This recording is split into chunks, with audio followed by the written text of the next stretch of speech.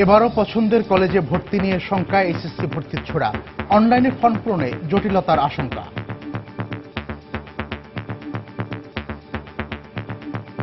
আমার যেটা পছন্দের কলেজ ছিল সেটা আমি পেলাম না, তো সরকারের পছন্দ মতো দিচ্ছে। সরকার নিয়ম করছে যে 10টা কলেজের কথা, এখন তো সিলেটে তো 10টা কলেজ এরকম পাওয়া যাচ্ছে না। মেরিট অনুযায়ী সবাইকে দেওয়া হয়তো কলেজে, তাইলে ওটা বেটার হবে। পরীক্ষা বা পড়ার চেয়েও এগুলো এখন আরো বিরাট বড় টেনশন হয়ে দাঁড়িয়েছে। নিশ্চিত করা হয়েছে সার্ভারের নিরাপত্তা, দাবি কর্তৃপক্ষের। অনেকগুলো স্কুলের কলেজের নামের ভেতরে আইডিয়াল শব্দটা আছে, কোন আইডিয়ালটা সে সিলেক্ট করতে চাচ্ছে এই ব্যাপারটা আমি শিক্ষার্থীদেরকে খুব সাবধান থাকতে বলবো। এবার বোর্ড কর্তৃপক্ষ নম্বরটি দিয়ে দেবেন, এর ফলে যে কোনো ছাত্র ছাত্রী অন্তত পক্ষে তাদের বন্ধু বান্ধবদের তুলনায় তাদের অবস্থান কি সেটা জানতে পারবে। দেখছিলেন বিশেষ শিরোনাম। দুপুরের সময়ের সঙ্গে আছি আমি মিজানুর রহমান কবির এবং আমি সঞ্জনা চৌধুরী। অন্যান্য শীর্ষ সংবাদ। অষ্টম শ্রেণী পর্যন্ত প্রাথমিক ও গণশিক্ষা মন্ত্রণালয়ে অন্তর্ভুক্তির সিদ্ধান্ত। শিক্ষামন্ত্রী বললেন, শিক্ষক লাঞ্ছিতের ঘটনায় তদন্ত রিপোর্টের পরই ব্যবস্থা। ক্ষমতার লোভে এবার ইসরায়েলের সাথে হাত মিলিয়েছে বিএনপি। জনগণের জন্য নয়, নিজেদের স্বার্থেই তারা রাজনীতি করে। যুক্তরাজ্যে স্বদেশ প্রত্যাবর্তন দিবসের সভায় প্রধানমন্ত্রী। নিখোঁজের একদিন পর রাজধানীর খিলগাঁও থেকে টেক্সটাইল গ্রুপের এক কর্মকর্তার লাশ উদ্ধার। মোবাইল চুরির সন্দেহে সীতাকুণ্ডে যুবককে পিটিয়ে হত্যা। রাজধানীতে এটিএম বুথ থেকে সন্দেহজনকভাবে টাকা তোলার সময় এক চীনা নাগরিক আটক। ক্লোন কার্ড ব্যবহার করা হয়েছে বলে প্রাথমিক ধারণা। এবং পল্টন থানার নাশকতার মামলায় বিএনপি নেতা জয়নুল আবেদিন ফারুক ও আব্দুল আওয়াল মিন্টু সহ 29 জনের বিরুদ্ধে গ্রেফতারি পরোয়ানা।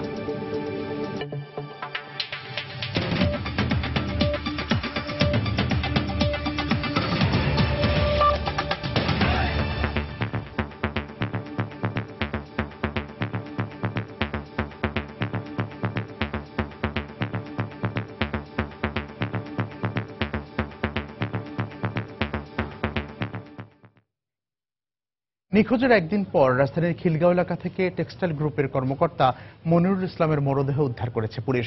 কি কারণে নিখোঁজ ছিলেন বা মৃত্যুর কারণ কি হতে পারে তা খতিয়ে দেখা হচ্ছে বলে পুলিশ জানিয়েছে।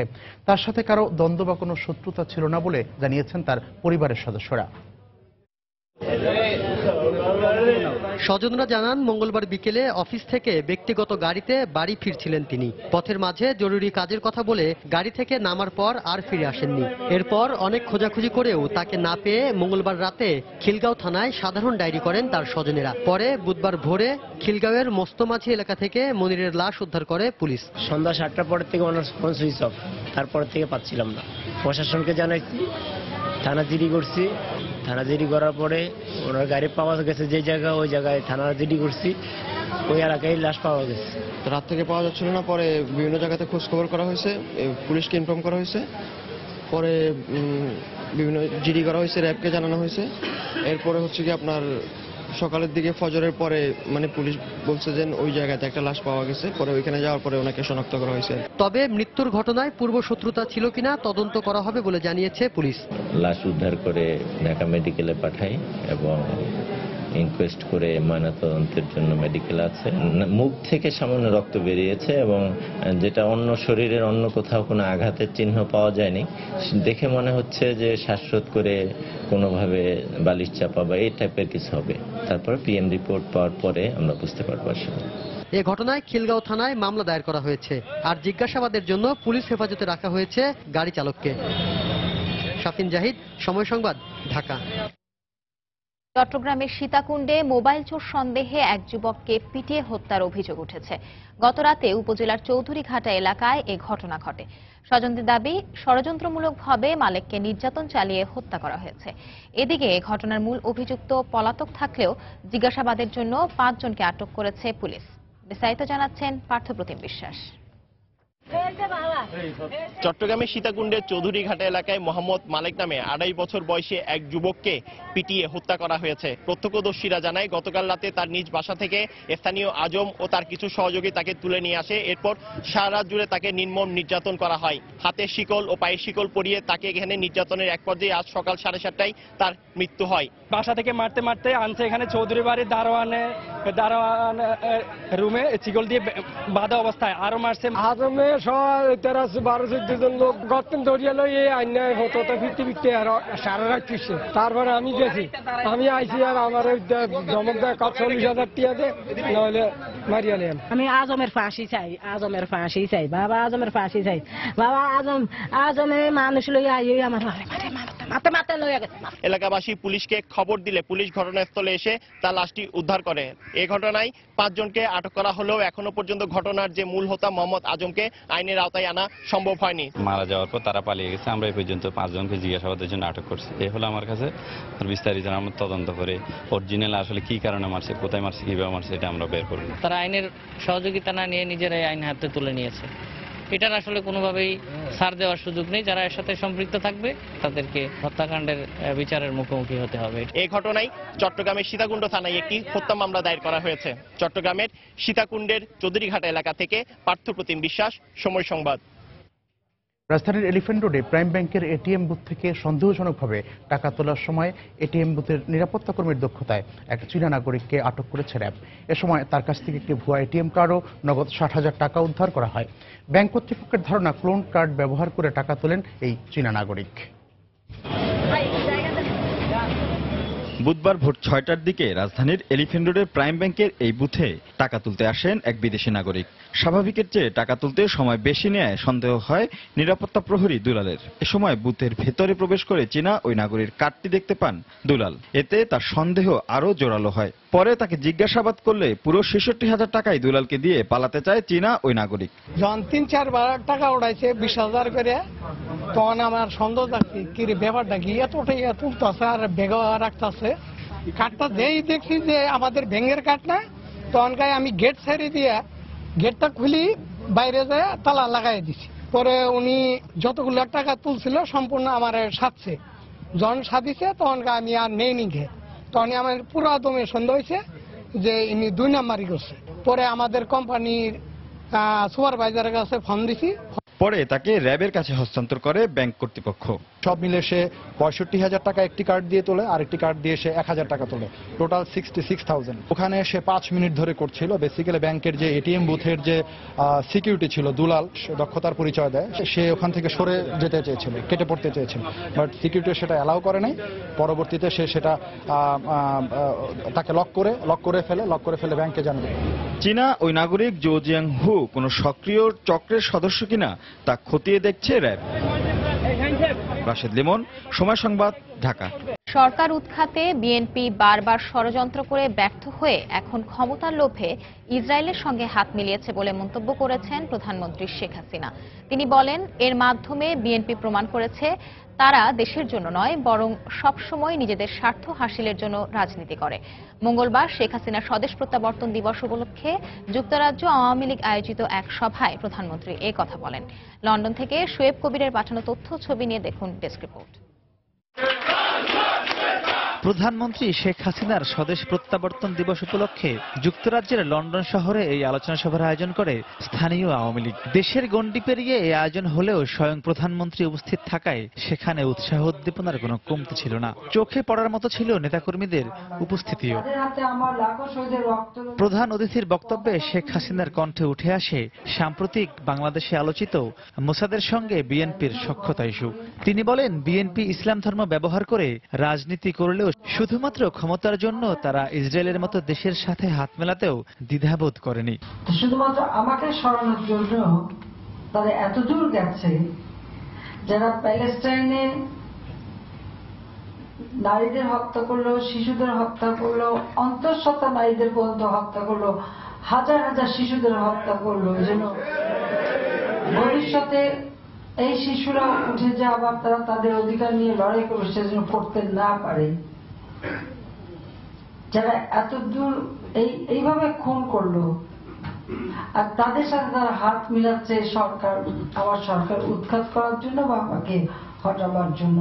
এছাড়া জামাতের সাথে এক হয়ে সারা দেশে বিশৃঙ্খলা সৃষ্টির জন্য বিএনপি গুম হত্যার রাজনীতি করছে বলেও মন্তব্য করেন প্রধানমন্ত্রী। বিশ্ববিদ্যালয়ের শিক্ষকদের হত্যা করে দেশে সাম্প্রদায়িক সহিংসতাকে একটি মহল উস্কে দিচ্ছে বলেও জানান তিনি। অফিসে বসে থেকে ঘোষণা দিল খালেদা জিয়া যে আওয়ামী লীগকে উৎখাত না করে ঘরে ফিরবে না, আর তার আন্দোলন হলো মানুষ খুন করা, পুড়িয়ে পুড়িয়ে মানুষ মারা। আজ পর্যন্ত যাদের কাছে ক্ষমাও চায়নি, সে তো হুকুম দিয়ে পুড়িয়ে মানুষ হত্যা করেছে। মানুষের লাশ ফেলে দিয়ে তারা এখন গুপ্ত হত্যায় নেমে গেছে। বঙ্গবন্ধু তার জীবনের সবথেকে মূল্যবান সময় 23 বছর তিনি সংগ্রাম করে স্বাধীনতা এনে দিয়েছেন, আর এখন অর্থনৈতিক মুক্তি অর্জন করার জন্য কাজ করে যাচ্ছে। যুদ্ধাপরাধীদের বিচার সহ বর্তমান সরকারের বিভিন্ন অর্জন তুলে প্রধানমন্ত্রী বলেন, আন্তর্জাতিক অঙ্গনে বাংলাদেশকে রোল মডেল হিসেবে গড়ে তুলতে হলে প্রবাসীদের দেশের জন্য আরো বেশি এগিয়ে আসতে হবে। সময় সংবাদ, লন্ডন। বিংশ শতাব্দীর অন্যতম শ্রেষ্ঠ স্থাপত্য বাংলাদেশের জাতীয় সংসদ ভবন। বাংলাদেশের মানুষের ইতিহাসে ঐতিহ্য আর সংস্কৃতির কথা মাথায় রেখে এই ভবনটি তৈরি করা হলেও বারবার স্থপতি লুই আইকানের নকশার ব্যত্যয় ঘটার অভিযোগ উঠেছে। এবার নিরাপত্তার কারণ দেখিয়ে সংসদের সামনে বেষ্টনী দিচ্ছে গণপূর্ত অধিদপ্তর। সাধারণ মানুষ যেমন এই ধরনের বেষ্টনীর বিপক্ষে, তেমনি স্থপতিরাও বলছেন এটি লুই আইকানের নকশার পরিপন্থী। বিস্তারিত এম.আর. আমিনের রিপোর্টে। গ্রাম বাংলার চিরায়ত রূপ, বাড়ির সামনে খোলা উঠান ও পাশে জলাশয় আর বাগান। সংসদ ভবনে এই চিন্তারই প্রতিফলন ঘটিয়েছেন লুই আইকান। জনপ্রতিনিধিরা সংসদের ভেতরে থাকলেও বাইরে জনগণের কাছে তাদের যে দায়বদ্ধতা থাকবে সেটিরই প্রতীকী রূপ হিসেবে সংসদ ভবনটিকে চারপাশের প্রকৃতির সাথে মিশিয়ে দেন কান। সংসদের সামনে 8 ফুট উঁচু বেষ্টনী দেওয়ার মাধ্যমে সেই প্রতীকী রূপটি যেমন ব্যাহত করা হচ্ছে, তেমনি এই নান্দনিক ভবনটির সৌন্দর্য বিঘ্নিত হচ্ছে বলে অভিযোগ সাধারণ মানুষের। বেড়া দেওয়াটার পর জানি কেমন মনে হচ্ছে যে আমাদের নিজের না। এসেছি ছবি তোলার জন্য, কিন্তু বেড়াটার কারণে আমার একদম নার্ভাস বোধ। আগে সংসদটাকে আমরা যেভাবে দেখতে পাইছিলাম প্রাচীর ছাড়া অনেক কাছ থেকে, তো আমরা চাচ্ছি যে এখনো যেন আমরা ওইভাবেই দেখতে পারি। নিরাপত্তার কথা মাথায় রেখে সংসদের সামনে বেষ্টনী দেওয়ার কথা বললেও এর বিপক্ষে মত স্থপতিদের। এটা সিকিউরিটি পারপাস সার্ভ করে পাশাপাশি নান্দনিকতার ছোঁয়া আছে এবং দেখতে অনেক সুন্দর লাগবে। আমরা মনে করি যে দেয়ালটি দেওয়ার কোনো দরকার ছিল না। তার যে একটা সিম্বলিক এক্সপ্রেশন, সেটা বাউন্ডারি ওয়াল কিন্তু ফিলোসফিক্যালি দার্শনিকভাবে খুব ব্যাহত করছে। সেই ধরনের একটা বিল্ডিং এর সঙ্গে যখন আমরা কাজ করব তখন তার প্রতি সম্মান রাখা উচিত ছিল। লুই আইকানের নকশা আনতে প্রথম টিমটি আগামী 5 জুন যুক্তরাষ্ট্রের পেনসিলভেনিয়া যাবেন। তবে এই নকশার পূর্ণাঙ্গ বাস্তবায়ন করতে হলে সংসদ ভবন এলাকা থেকে উল্লেখযোগ্য 4টি সহ বেশ কয়েকটি স্থাপনা সরাতে হবে। মেইলে বা ফ্যাক্সে জানাবে যে আমাদের এই পরিমাণ নকশা এবং এই নকশা নেওয়ার জন্য এই পরিমাণ কস্ট আমাদের পে করতে হবে। সবকিছু করলে সরকার কিন্তু ব্যবস্থা নেবে। সেই সঙ্গে তাদের কিন্তু এই বঙ্গবন্ধু কনভেনশন সেন্টার, জিয়ার মাজার, স্পিকার, ডেপুটি স্পিকারের যে বিল্ডিং দুটো হয়েছে সেগুলো সবই কিন্তু সরাতে হবে। 1964 সালে 6ই অক্টোবর শুরু হয়ে দীর্ঘ 20 বছরের প্রচেষ্টায় গড়ে তোলা হয় জাতীয় সংসদ। নগরী সহ দেশের বিভিন্ন প্রান্ত থেকে সৌন্দর্য উপভোগ করতে এই জাতীয় সংসদের সামনে আসেন সাধারণ মানুষ। তাই সৌন্দর্য দর্শনে ব্যাঘাত সৃষ্টি করে এমন কোনো কিছু সংসদের সামনে স্থাপন না করার দাবি তাদের। এম.আর. আমিন, সময় সংবাদ, ঢাকা। দুপুরের সময় আরো থাকছে চিকিৎসক লাঞ্ছিতের প্রতিবাদে বরিশাল মেডিকেল কলেজ হাসপাতালে ইন্টার্ন চিকিৎসকদের অনির্দিষ্টকালের কর্মবিরতি, চরম দুর্ভোগে রোগীরা। এবং আবাসন খাতে কালো টাকা বিনিয়োগে বাজেটে সুস্পষ্ট নির্দেশনা চান ব্যবসায়ীরা। অপ্রত্যাশিত অর্থ বিনিয়োগে সুযোগ না দেওয়ার পরামর্শ অর্থনীতিবিদদের। এবারও পছন্দের কলেজে ভর্তি নিয়ে শঙ্কায় রয়েছেন এইচএসসি ভর্তিচ্ছু শিক্ষার্থীরা। আগামী 26শে মে থেকে 2016-17 শিক্ষাবর্ষে অনলাইন ও মোবাইল ফোনে SMS এর মাধ্যমে উচ্চ মাধ্যমিকে ভর্তির আবেদন করতে পারবেন তারা। এবার ছাত্রছাত্রীদের সুরক্ষা নিশ্চিতে বাড়তি নিরাপত্তা নেওয়া হয়েছে বলে জানিয়েছেন অনলাইন সফটওয়্যার পরিচালনার দায়িত্ব পাওয়া বুয়েটের প্রকৌশলীরা। তবে পরীক্ষা ছাড়া প্রযুক্তি ব্যবহারে শিক্ষার্থীরা ক্ষতিগ্রস্ত হচ্ছে বলে মনে করেন অনেক শিক্ষাবিদ। শফিক মোহাম্মদের রিপোর্ট। গেল বছর এসএসসিতে গোল্ডেন এ+ পেয়েও এই শিক্ষার্থী ভর্তি হতে পারেননি পছন্দের কলেজে। নিজের অনিচ্ছাকৃত ভুলের খেসারত দিতে সময় শেষ হওয়ায় পছন্দের তালিকার সব শেষ কলেজে ভর্তির সুযোগ পায় সে। নটরডেমে চান্স না পাওয়ার কারণে এক ধরনের অনীহা সৃষ্টি হয়েছে, যার কারণে পড়ালেখা এখন সেরকম হচ্ছে না। গেল বছর এইচএসসিতে অনলাইনে ভর্তির আবেদনে কলেজ নির্বাচনে সার্ভার হ্যাংসহ নানা অভিযোগে বোর্ড চত্বরে প্রতিদিনই ভিড় করেন অসংখ্য শিক্ষার্থী ও তাদের অভিভাবকরা। একই আতঙ্কে আছেন চলতি সেশনে উচ্চ মাধ্যমিক ভর্তিচ্ছু শিক্ষার্থীরাও। পাশাপাশি কোটা বাড়ানোয় মেধাবীরা বঞ্চিত হবেন বলে আশঙ্কা করেছেন তারা। ঢাকা কলেজে আবার ভর্তি হওয়ার ইচ্ছা, এখন যদি সেখানে বাই চান্স আমি কোনো কারণে ভর্তি না হইতে পারে, আমার অন্য কলেজে পড়তে আমার একটু খারাপ লাগবে। দেখা গেল যে আমার যেটা পছন্দের কলেজ ছিল সেটা আমি পেলাম না, তো সরকারের পছন্দ মতো দিচ্ছে, সেটা তো আমার চয়েসের সাথে মিলছে না। তবে বুয়েট বলছে অভিজ্ঞতাকে কাজে লাগিয়ে অধিক সুরক্ষার ব্যবস্থা করা হয়েছে এবার। অনেকগুলো স্কুলের কলেজের নামের ভেতরে আইডিয়াল শব্দটা আছে, কোন আইডিয়ালটা সে সিলেক্ট করতে চাচ্ছে এই ব্যাপারটা আমি শিক্ষার্থীদেরকে খুব সাবধান থাকতে বলবো। এবার বোর্ড কর্তৃপক্ষ নম্বরটি দিয়ে দেবেন, এর ফলে যে কোনো ছাত্র ছাত্রী অন্তত পক্ষে তাদের বন্ধু বান্ধবদের তুলনায় তাদের অবস্থান কি সেটা জানতে পারবে। অন্যদিকে নতুন প্রযুক্তি ব্যবহারে পেশাগত দক্ষতা আছে এমন সফটওয়্যার কোম্পানি নিয়োগের পরামর্শ দিয়েছেন এই শিক্ষাবিদ। কোন রকমের কোনো এক্সপেরিমেন্টেশন ছাড়া সরাসরি আপনি হাজার হাজার স্টুডেন্টদের মাঝখানে এরভাবে যদি টেকনোলজিকে ছড়িয়ে দেওয়ার চেষ্টা করেন, এতে যেটা হবে যে স্টুডেন্টরাও কিন্তু একটা বিরূপ মনোবৃত্তি তাদের ভিতরে চলে আসতে পারে। যে কলেজগুলো চয়েস লিস্টে দিয়েছিল সেগুলো খুঁজে পাওয়া যায় না পরে। রাজধানী ঢাকা সহ প্রতিটি জেলাতে ভালোর তকমা পাওয়া কলেজের সংখ্যা আছে হাতে গোনা। আর স্কুল জীবনের শুরু থেকেই এসব ভালো কলেজে ভর্তি হওয়ার স্বপ্নে বিভোর থাকে প্রতিটি মেধাবী শিক্ষার্থী। কিন্তু যে প্রযুক্তি সুযোগ সৃষ্টির বদলে বঞ্চিত করে, তেমন প্রযুক্তি ব্যবহার না করাই উত্তম বলে মনে করেন শিক্ষাবিদ, অভিভাবক এবং শিক্ষার্থীরা। শফিক মোহাম্মদ, সময় সংবাদ, ঢাকা। পছন্দের কলেজে ভর্তি নিয়ে শঙ্কায় রয়েছেন সিলেট ও রাজশাহীর শিক্ষার্থীরাও। বোর্ড থেকে কলেজে নির্ধারণ করে দেয়ায় নিজেদের পছন্দের পাশাপাশি মানসম্পন্ন কলেজে ভর্তি নিয়ে চিন্তায় রয়েছেন তারা।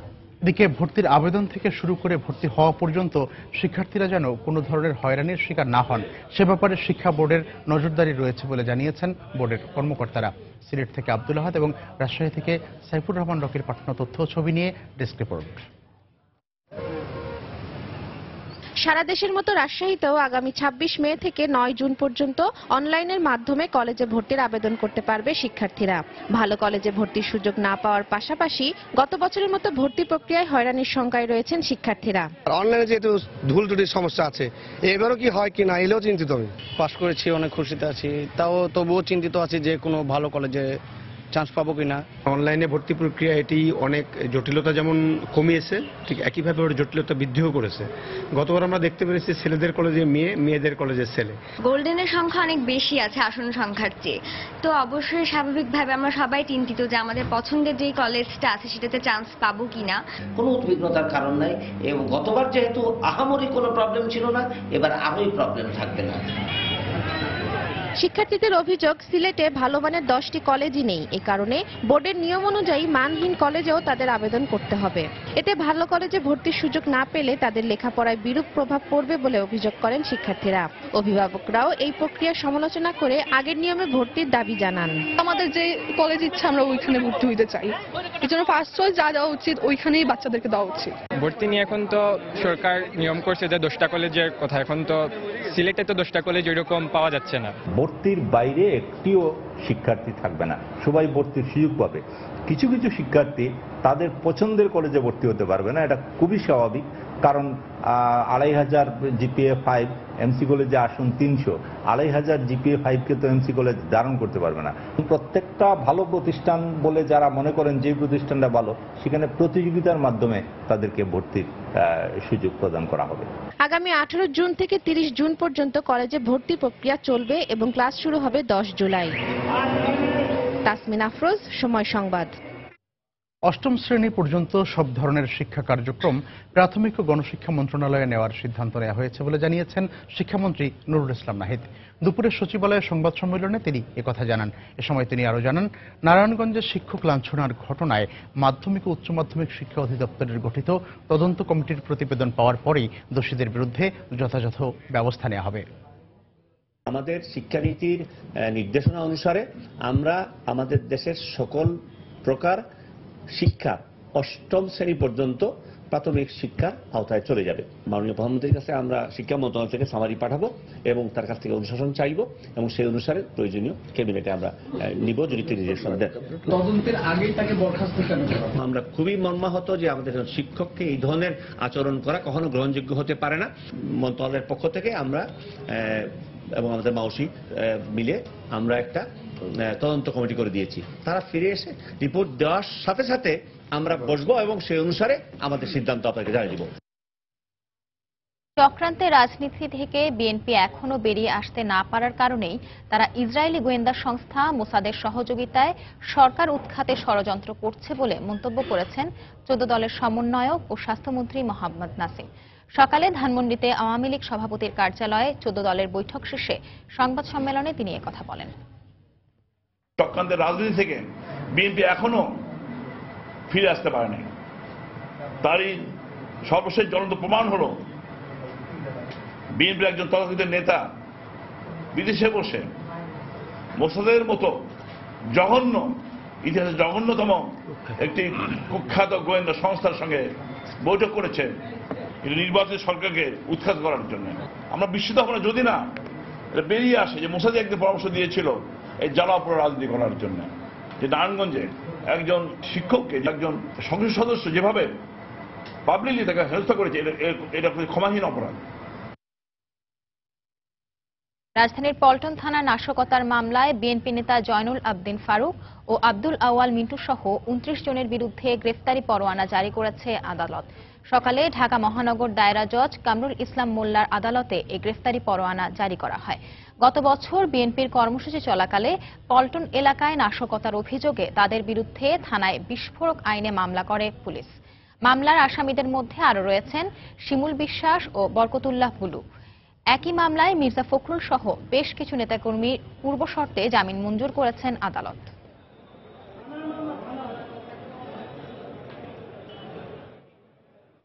জনাব মির্জা ফখরুল ইসলাম আলমগীর, জনাব শামসুজ্জামান দুদু, জনাব আমানুল্লাহ আমান সহ আরও প্রায় 15 জনের মতো আমাদের দলের নেতাকর্মী, তারা পূর্বে জামিনে ছিল। তো আজকে আমরা পূর্ব শর্তে জামিন চেয়েছি, আদালত জামিন মঞ্জুর করেছে। জয়নুল আবদিন ফারুক, শামসুর রহমান, শিমুল বিশ্বাস, ডাক্তার জাহিদ হোসেন, বরকতুল্লাহ বুলা, আব্দুল সালাম, তাদের বিরুদ্ধে ওয়ারেন্ট ইস্যু হয়েছে। পল্টন থানার মামলা 5-1-15। আজকে এই মামলাটি এখানে আমলে গ্রহণ করা হয় এবং যারা জামিনে ছিল তারা পূর্ব শর্তে জামিন নেয়। বিজ্ঞ আদালত যারা পলাতক ছিল এবং যারা আজকে জামিনে থেকেও আজকে আদালতে উপস্থিত হয়নি, কোনো স্টেপ নেই, তাদের জামিন বাতিল করে ওয়ারেন্ট ইস্যু করে।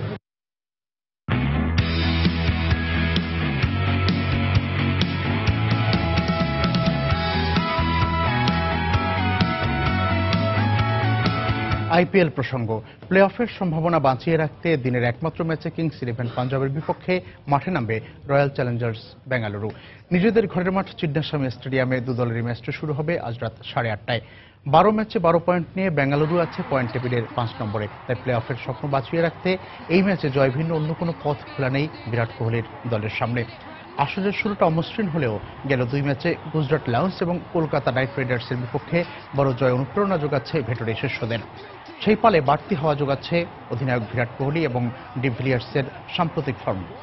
এদিকে 12 ম্যাচে মাত্র 8 পয়েন্ট নিয়ে আইপিএলের প্লে অফ খেলার স্বপ্ন ইতিমধ্যেই শেষ হয়ে গেছে কিংস ইলেভেন পাঞ্জাবের। তাই মুরালি বিজয়ের দলের কাছে এই ম্যাচটি কেবলই আনুষ্ঠানিকতার।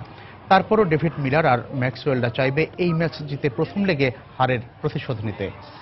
ইউনিয়ন পরিষদ নির্বাচনে দলে যারা মনোনয়ন বাণিজ্যে জড়িত আওয়ামী লীগের নতুন কমিটিতে তাদের স্থান দেয়া হবে না বলে জানিয়েছেন সড়ক পরিবহন ও সেতুমন্ত্রী ওবায়দুল কাদের। সকালে ফেনী ঢাকা চট্টগ্রাম মহাসড়কের মুহুরী সেতু উদ্বোধন শেষে সাংবাদিকদের প্রশ্নের জবাবে তিনি একথা বলেন। দলের ভাবমূর্তি পূর্ণ করেছে এমন ধরনের লোকজন আওয়ামী লীগের সম্মেলনে পুরস্কৃত হবে না, বরং অপকর্মের সাথে জড়িত কেউই আওয়ামী লীগের নতুন কমিটিতে স্থান পাবে না। পঞ্চম দফায় যশোরের ৩ উপজেলার ২৮টি ইউনিয়নের নির্বাচনী প্রচারণা জমে উঠেছে। রাত দিন প্রচারণায় ব্যস্ত রয়েছেন প্রার্থীরা, যাচ্ছেন ভোটারদের দ্বারে দ্বারে। যোগ্য প্রার্থী বেছে নিতে ভোটাররাও করছেন নানা বিচার বিশ্লেষণ। জুয়েল মৃধার তথ্য, সাব্বির আল জামানের পাঠানো ছবি নিয়ে ডেস্ক রিপোর্ট। যশোরে পঞ্চম দফা ইউনিয়ন পরিষদ নির্বাচনকে কেন্দ্র করে বাঘারপাড়া উপজেলার ৯টি ইউনিয়নে জোরেশোরে চলছে প্রচারণা। সকাল থেকে রাত পর্যন্ত বিরামহীনভাবে প্রার্থীরা ছুটছেন ভোটারদের ঘরে ঘরে। ভোটারদের সমর্থন আদায়ে এলাকার উন্নয়ন সহ নানা প্রতিশ্রুতি দিচ্ছেন তারা। সব মিলিয়ে জমজমাট এখন নির্বাচনী পরিবেশ। সরকার দলীয় প্রার্থীরা শান্তিপূর্ণ পরিবেশের কথা বললেও তাদের বিরুদ্ধে হুমকি দেওয়ার অভিযোগ অনেক প্রার্থীর। সর্বপ্রথম আমার যে কাজটা হবে, দলটাকে ঐক্যবদ্ধ করার চেষ্টা করব। বিধবা ভাতা, বয়স্ক ভাতা এদিকে সুষ্ঠুভাবে বন্টন করার দিকে বিশেষ খেয়াল রাখবো। ক্ষমতাসীন দলের প্রার্থী সে হুমকি ধামকি ঠ্যাং ভেঙে দিয়া এক ভোট পালি রেজাল্ট হয়ে যাবে, এরম সভা অকথ্য আচরণ করছে। আর যোগ্য প্রার্থীকে বেছে নিতে চুলচেরা বিশ্লেষণ করছেন ভোটাররা। প্রতিদিন লোক আসতেছে ভোট চাতে, যার ভালো লাগে তারে ভোট দেব। কোনো গ্যামজাম কোনো কিছু যদি না হয় অবশ্যই ভোট দিতে যাবো। যে ভালো যোগ্য প্রার্থী তারে ভোট দেবো। আমার যারা পছন্দ হয় আমি তারে ভোট দেবো, আর একজনের যারা পছন্দ হয় তারে ভোট দেবে। শান্তিপূর্ণ নির্বাচনী পরিবেশ নিশ্চিত করতে সব ধরনের পদক্ষেপ নেওয়ার কথা জানিয়েছেন উপজেলা নির্বাচন সমন্বয়কারী কর্মকর্তা। আমরা ইতিমধ্যে সকল রিটার্নিং অফিসারদেরকে নিয়ে আইন শৃঙ্খলা রক্ষাকারী বাহিনীর সঙ্গে প্রাথমিক আলোচনা করেছি। এক্সিকিউটিভ ম্যাজিস্ট্রেট নিয়োজিত আছেন এবং তিনি অভিযোগ পাওয়া মাত্র সেখানে মোবাইল কোর্ট পরিচালনা করছেন। আমাদের কাছে অভিযোগ আসা মাত্রই আমরা সংশ্লিষ্ট রিটার্নিং অফিসারের মাধ্যমে তাদেরকে কারণ দর্শানো হচ্ছে। বাঘারপাড়া ছাড়াও অভয়নগর উপজেলার 8টি ইউনিয়নে এবং কেশবপুর উপজেলার 11টি ইউনিয়নে পঞ্চম ধাপে নির্বাচন অনুষ্ঠিত হবে। সময় সংবাদ, যশোর।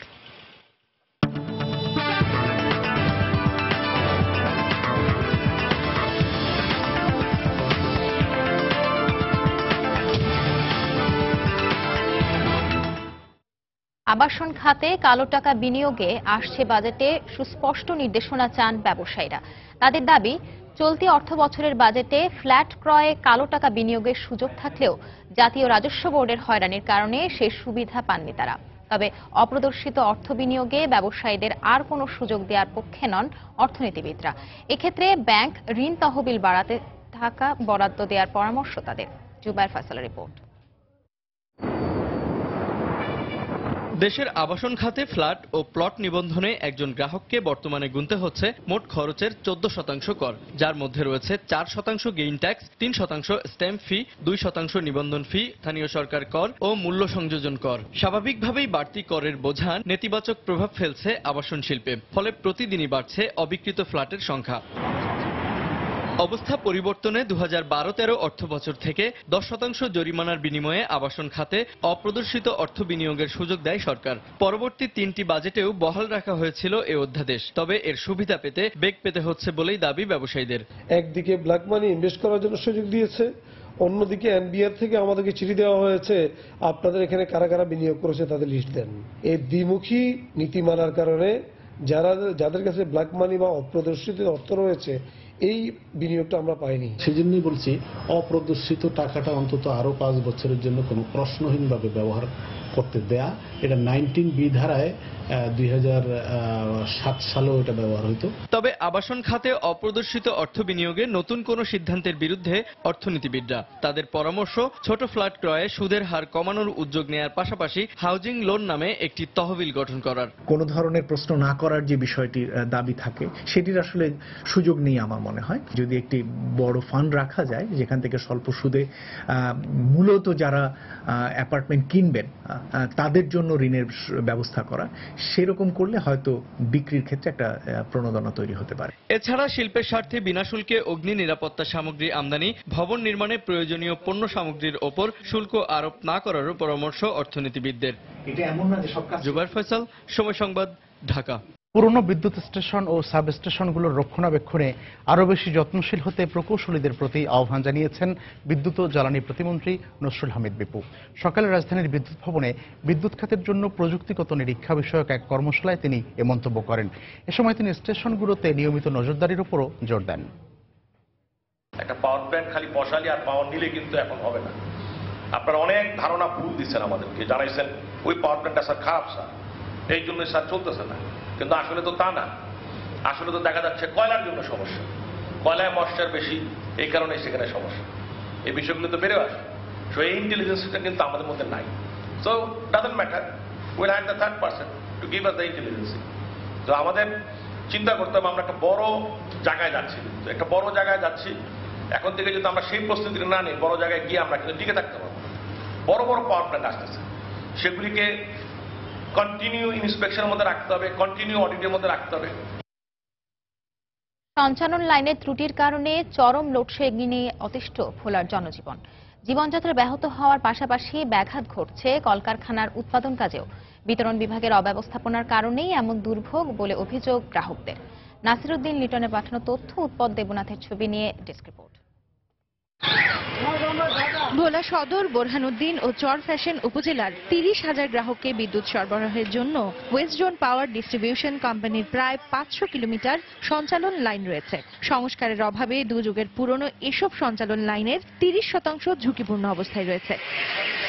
আকাশে সামান্য মেঘ জমলেই এসব লাইন বন্ধ করে দেওয়া হয়, ফলে পুরো জেলা বিদ্যুৎ বিচ্ছিন্ন হয়ে পড়ে। এতে ব্যবসায়ী, শিক্ষার্থী, রোগী ও বৃদ্ধরা সবচেয়ে বেশি সমস্যায় পড়েন। একটু মেঘ দেখা গেলেই বিদ্যুৎ বন্ধ হয়ে যায়, এরপরে মেঘ চলে যায়, বৃষ্টি চলে গিয়ে থাইমে যায়, কিন্তু বিদ্যুৎ আর আসে না। এমন দিন না যে 10 থেকে 12 বার বিদ্যুৎ না যায়, আর একবার গেলে সহজে আসে না। আমরা পর্যাপ্ত বিদ্যুৎ পাচ্ছি না, যার কারণে আমাদের ব্যবসায়িক অনেক ক্ষতি হচ্ছে।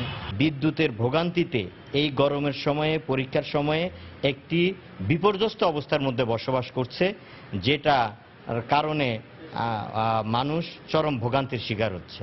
ত্রুটিপূর্ণ সঞ্চালন লাইনের কারণে প্রায়ই বিদ্যুৎ বিভ্রাট হয় বলে স্বীকার করলেন বিদ্যুৎ বিভাগের এই কর্মকর্তা। অনেক সময় মেশিনারিজের ফল্টের কারণে হয়, অনেক সময় সিস্টেমের ফল্টের কারণে হয়, মাঝে মাঝে ট্রিপ করে। ওই ট্রিপ করার পর আমরা এটাকে আবার তাৎক্ষণিকভাবে 15 থেকে 20 মিনিট আবার আমরা রেগুলারাইজ করে নিয়ে আসি, নিয়ে এসে পাওয়ার দিই। এই অবস্থায় সমস্যা সমাধানে শিগগিরই ব্যবস্থা নেওয়ার কথা জানালেন বিদ্যুৎ বিভাগের এই কর্মকর্তা। পাওয়ার গ্রিড সাবস্টেশন ভোলা করার জন্য আমাদের ডিপার্টমেন্ট থেকে একটা প্রস্তাব দেওয়া হয়েছে। বিদ্যুৎ মন্ত্রণালয় থেকে অনুমোদন হওয়ার পরে এটাকে কাজ শুরু হবে। ভোলায় 2টি বিদ্যুৎ প্ল্যান্টে প্রতিদিন 200 মেগাওয়াট বিদ্যুৎ উৎপাদন হয়। এর মধ্যে ওয়েস্ট জোন পাওয়ার ডিস্ট্রিবিউশন কোম্পানিকে সরবরাহ করতে হয় 40 মেগাওয়াট। সময় সংবাদ, ভোলা।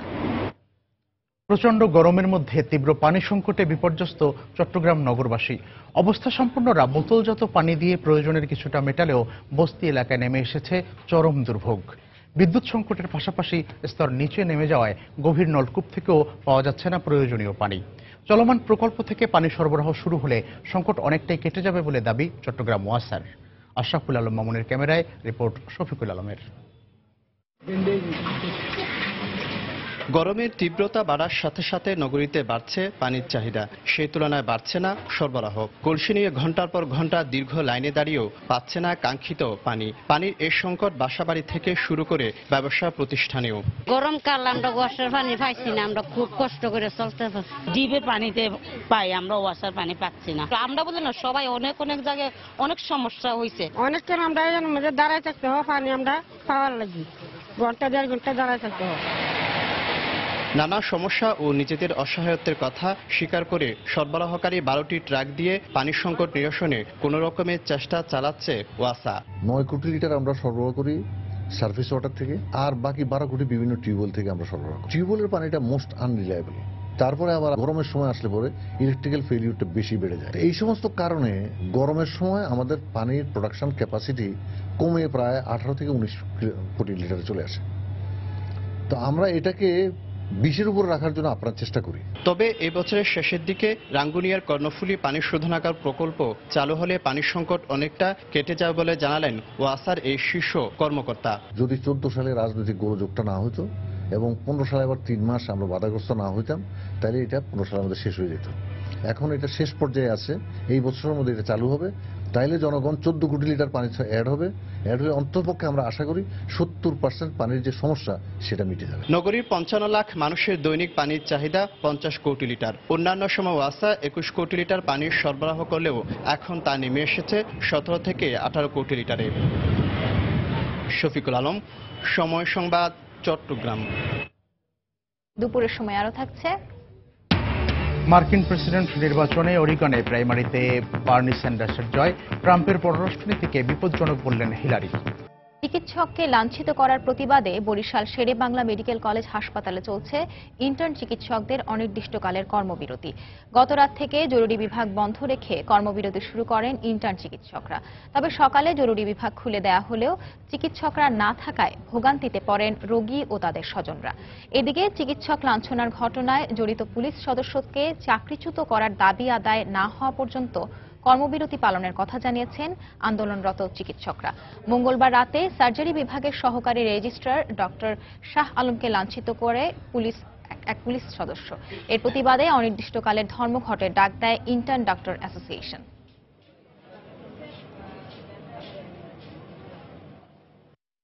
আমি অ্যাক্সিডেন্ট করছি মোটরসাইকেল, তো মাথা কেটে গেছে, কিন্তু আমি কোনো এখন তো ওষুধের যে কি খাবো এটা কোনো লিস্ট কোনো ডাক্তার দেয়নি, এবং নার্সদের কাছে বলছে, নার্সরা বলছে কোনো ডাক্তার ছাড়া দেওয়া যাবে না। এখন পর্যন্ত কোনো চিকিৎসক আসে নাই, ওই নার্স আপারা আর কি আসছে মাঝে মাঝে ওই স্যালাইন দিয়ে যাইতেছে আর একটু দেখে যাইতেছে। অপারেশনের অপেক্ষা করতেছি, কিন্তু এখন যদি ডাক্তাররা এখানে যদি বিশেষ করিয়া একটা মুহূর্তের জন্য তারা অ্যাবসেন্ট থাকে তাহলে আমাদের জন্য অত্যন্ত কষ্টের, যেটা জীবন মরণের একটা খেলা হয়ে দাঁড়াবে। যথাযথ শাস্তি না হওয়া পর্যন্ত আমরা আমাদের ধর্মঘট অব্যাহত রাখবো। আমাদের ধর্মঘট এখনো চলছে। আমরা আশা করি খুব দ্রুত আমাদের যে দাবি অভিযুক্ত পুলিশ তার যথাযথ শাস্তি পাবে এবং তারপরেই শুধুমাত্র আমরা আমাদের কর্মক্ষেত্রে ফিরে যাব। পায়রা ও পাণ্ডব নদীর ভাঙনে উপজেলার একাধিক গ্রাম। ইতিমধ্যে ভাঙনে নদীগর্ভে বিলীন হয়ে গেছে কয়েক হাজার ঘরবাড়ি ও ফসলি জমি সহ অনেক ব্যবসা প্রতিষ্ঠান। ভাঙন রোধে প্রকল্প অনুমোদনের অপেক্ষায় রয়েছে পানি উন্নয়ন বোর্ড। সুজন দামের ছবি ও মনির হোসেন বাদলের পাঠানো তথ্য নিয়ে ডেস্ক রিপোর্ট। অব্যাহত ভাঙনে নদীগর্ভে বিলীন হয়ে যাচ্ছে পটুয়াখালীর প্রবেশদ্বার, লেবুখালী ইউনিয়নের লেবুখালী ফেরিঘাট ও বাজার সহ সহস্রাধিক ঘরবাড়ি ও ফসলি জমি সহ ব্যবসা প্রতিষ্ঠান। ভাঙন তীব্র হয় আতঙ্কের মধ্যে দিন কাটাচ্ছেন নদী তীরের মানুষ। একাধিকবার বসতবাড়ি ও ব্যবসার স্থান পরিবর্তন করেও রেহাই না পেয়ে এলাকা ছেড়ে চলে গেছেন অনেক পরিবার। যাদের যাওয়ার কোনো জায়গা নেই তারা জীবন ঝুঁকি নিয়ে ভিটেবাড়ি আঁকড়ে পড়ে আছেন। আমাকে এই ঘর দুয়ার আর ভাঙ্গে যাইতে আছে, আমরা কোথায় থাকবো কি করবো? আমাদের বাড়ি আরো 2-3 বার ভেঙে গেছে। আমরা বাড়ির সাইডে পিছনে বাগানে বাড়ি করছি। পাঙ্গাশিয়া ইউনিয়নে চান্দখালী, রাজগঞ্জ, আলগি, তারপর বাঁশবুনিয়া শত শত একর জমি ভেঙে নদী বিলীন হয়ে যাচ্ছে। আমাদের এই ভাঙনকে রোধকল্পে পানি উন্নয়ন বোর্ডকে এগিয়ে আসা উচিত। এদিকে ভাঙন রোধে পানি উন্নয়ন বোর্ডের নেওয়া কাজের মান নিয়ে এলাকাবাসীর রয়েছে নানা অভিযোগ। যারা পাইলিং করছে তারা কিছু হালাই আর তা সব বিক্রি করে এরা খাইয়ে গেছে। এখন আমরা কোথায় যাবো কি করবো? কোন রকম আইয়া ওই একটু পাইলিং কুইলিং করে আবার ওই ভেঙে ছিঁড়ে 2 দিন পরে লইয়ে যায়। ভাঙন রোধে জায়গার সহযোগিতায় একটি প্রকল্প অনুমোদনের জন্য প্রস্তাবনা পাঠানো হয়েছে বলে জানালেন পানি উন্নয়ন বোর্ডের এই শীর্ষ কর্মকর্তা। প্রকল্পটি অনুমোদিত হলে নদী সংরক্ষণ কাজ বাস্তবায়ন করা হবে এবং ওই অঞ্চলের দুর্দশা লাঘব হবে। নদী ভাঙনের মুখে রয়েছে লেবুখালী ইউনিয়ন সহ ক্ষতিগ্রস্ত 20টি গ্রামের কয়েক হাজার মানুষ। সময় সংবাদ, পটুয়াখালী।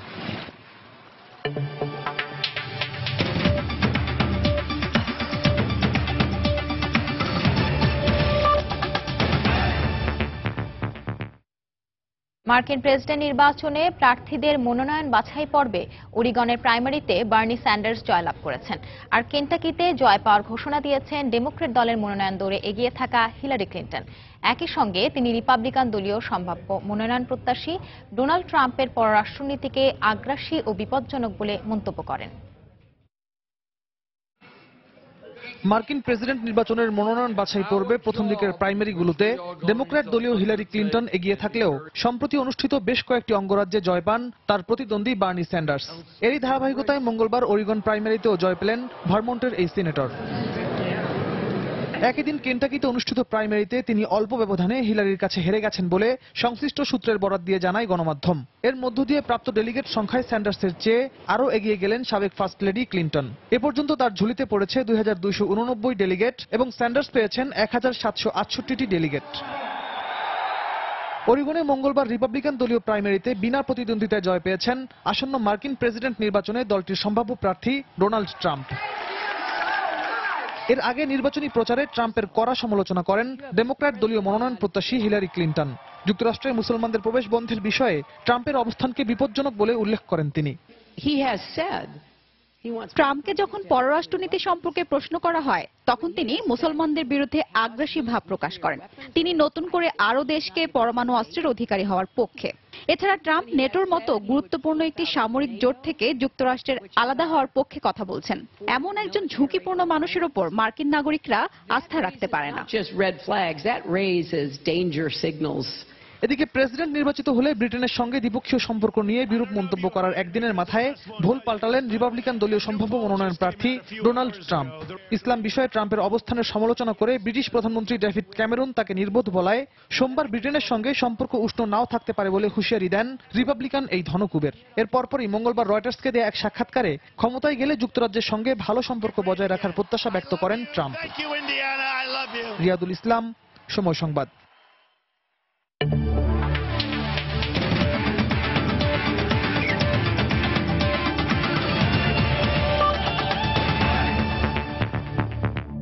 জয় উদযাপন করতে English premier league champion Leicester city এখন থাইল্যান্ডে।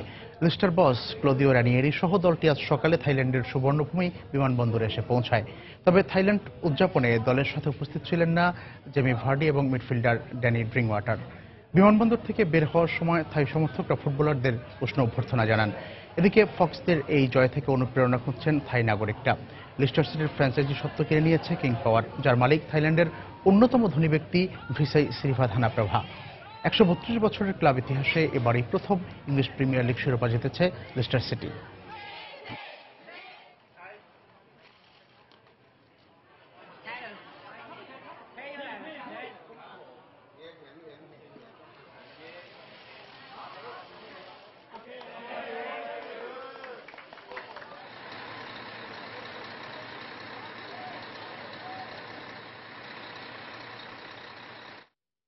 দুপুরের সময়ে এ পর্যায়ে শীর্ষ সংবাদ জানিয়ে দিচ্ছি আরো একবার। নিখোঁজের একদিন পর রাজধানীর খিলগাঁও থেকে টেক্সটাইল গ্রুপের এক কর্মকর্তার লাশ উদ্ধার। মোবাইল চুরি সন্দেহে সীতাকুণ্ডে যুবককে পিটিয়ে হত্যা। রাজধানীতে এটিএম বুথ থেকে সন্দেহজনকভাবে টাকা তোলার সময় এক চীনা নাগরিক আটক। ক্লোন কার্ড ব্যবহার হয়েছে বলে প্রাথমিক ধারণা। ক্ষমতার লোভে এবার ইসরায়েলের সাথে হাত মিলিয়েছে বিএনপি। জনগণের জন্য নয়, নিজেদের স্বার্থেই তারা রাজনীতি করে। যুক্তরাজ্যে স্বদেশ প্রত্যাবর্তন দিবসের সভায় প্রধানমন্ত্রী। অষ্টম শ্রেণী পর্যন্ত প্রাথমিক ও গণশিক্ষা মন্ত্রণালয়ে অন্তর্ভুক্তির সিদ্ধান্ত। শিক্ষামন্ত্রী বললেন, শিক্ষক লাঞ্ছিতের ঘটনায় তদন্ত রিপোর্টের পরই ব্যবস্থা। এবং এবারও পছন্দের কলেজে ভর্তি নিয়ে শঙ্কা, এইচএসসি ভর্তির ছোড়া। অনলাইনে ফর্ম পূরণে জটিলতার আশঙ্কা। নিশ্চিত করা হয়েছে সার্ভারের নিরাপত্তা, দাবি কর্তৃপক্ষের। এই ছিল দুপুরের সময়। যে কোনো খবর পেতে ভিজিট করুন সময়নিউজ.tv আর সঙ্গেই থাকুন সময়।